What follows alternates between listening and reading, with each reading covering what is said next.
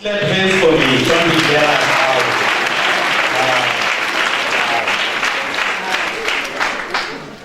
Good morning. No. Interns, say it like you're excited. Good morning. Morning. Most of you didn't even have jobs. Now you're going to have a salary. So be excited, show that you're excited. And who knows what will turn your life around. Maybe this could be the beginning for you towards the successful, rich, successful, influential, powerful you. The internship program provides that opportunity, and you must not miss it at all. I'm speaking here today because I am privileged, successful, young, powerful, and influential. And you don't want to know my humble beginnings. It was humble for Limpopo. My Limpopo people.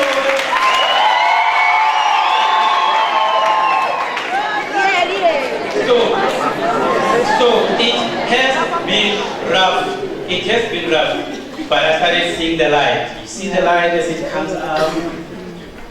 As it comes up. So this could be the beginning of a very important chapter for you. May you please stand up.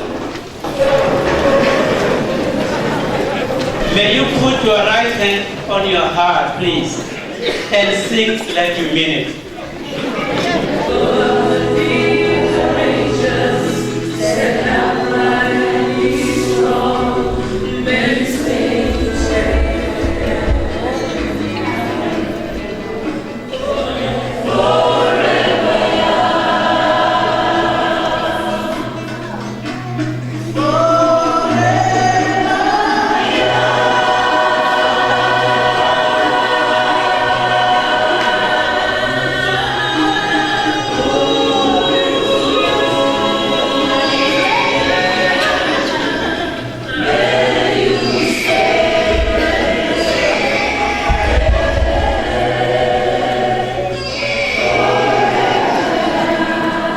Give yourselves a big round of applause.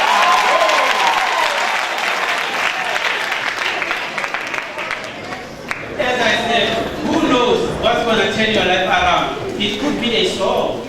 You can listen to a song, it can touch you to change and do things slightly different. All of us here, we want to achieve success. Can I see a raise of hand? Who want to be successful, rich, powerful? Oh, I'm talking to the right crowd. We all hope, as we go through this journey, that there is a better life somewhere. Working very hard, that's what I did as I was growing up. If you give it your best and be present and enjoy the present moment in everything that you do, it then opens doors for you.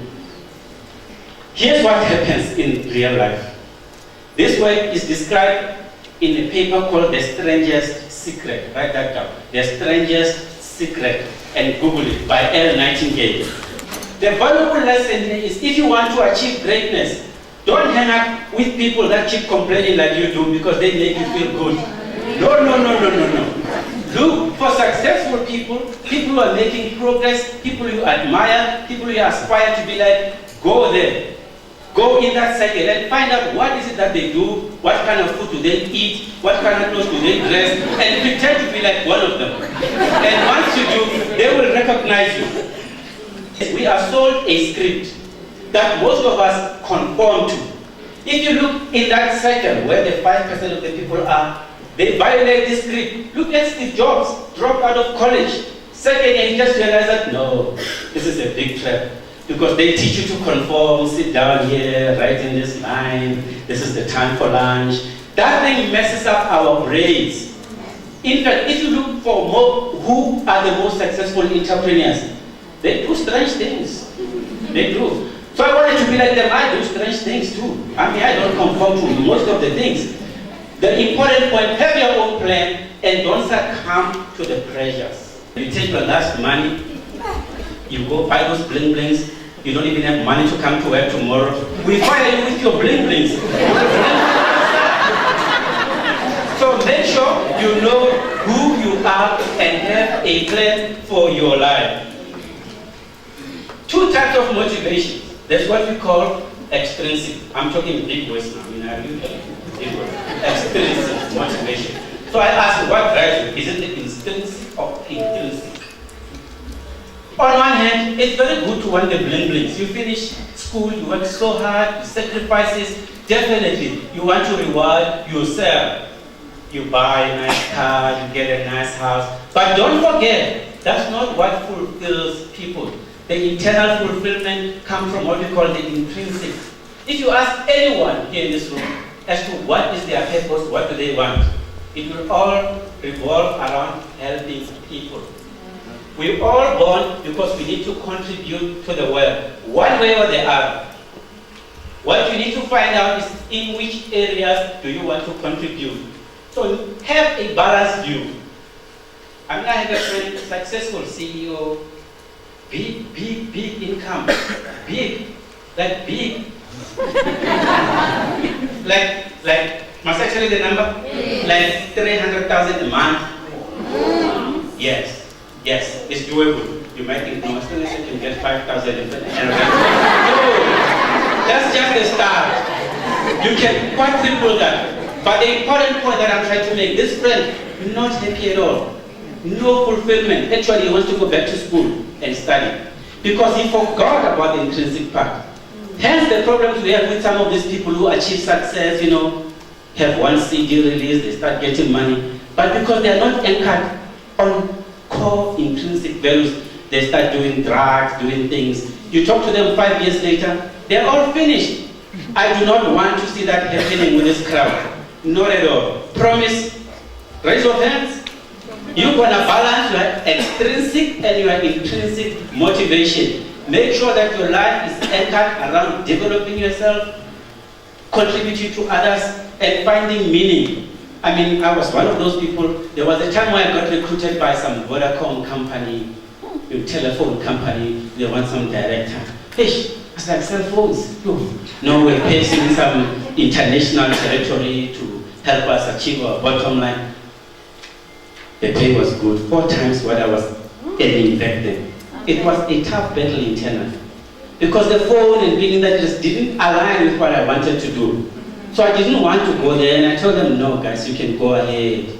Because I want to anchor myself in what I'm doing. Otherwise I wouldn't be talking to you now.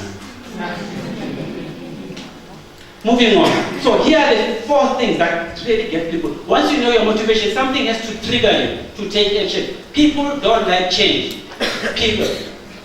Life is hard. You probably go to bed at the same time, sleep on the same side of the bed, wake up the same day, same way every day, travel the same route, go to work or wherever you go, come there, turn on the lights at the same time, sleep.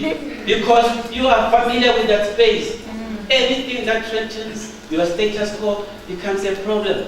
But from time to time, you find what we call the motivational triggers. And you have to know your own motivational trigger. I'm one person, you'll never find me depressed. Never. Never. You can beat me, spit on me, take my job, I'll run around laughing naked. Because I know my motivational trigger. To some people, it could be a song. You listen to a song, it gets you to think, well, I can't tolerate this status quo. To some people, it's a poem. Some people, it's reading a book that really gets you thinking. You need to find those motivational triggers because life itself is hard. Let them not fool you and say, oh, life is what you make it. It is difficult. You're going to hit challenge after challenge after challenge. Actually, they say when you move out of one problem, you get into the next. There's no problem-free life. But if you know your triggers, make sure you embargo. The second trigger, disgust. Sure, you just reach to a point where you avoid it. You've had it. That's it. Everything else can go to hell. This is me. I mean, I had one company I worked with, the guy resigned with an SMS. Monday morning, he just wrote an SMS. Thank you, I'm not showing up, I've had it, I will email your laptop, I will send.